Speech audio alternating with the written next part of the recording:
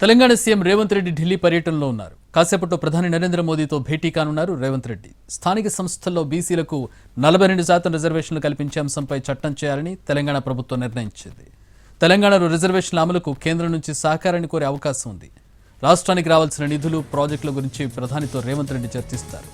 రెండో విడత metro rail ప్రాజెక్టుకు అనుమతులు, రీజనల్ రింగ్ రోడ్ అంశం ప్రస్తావనకు రానున్నాయి. ప్రధానితో భేటీ తర్వాత పలువురు కేంద్ర మంత్రులను కూడా కలిసే అవకాశం ఉందని ఢిల్లీ వర్గాలు చెబుతున్నాయి. ఆ తర్వాత కాంగ్రెస్ పెద్దలతో కూడా రేవంత్ రెడ్డి సమావేశమవుతారు.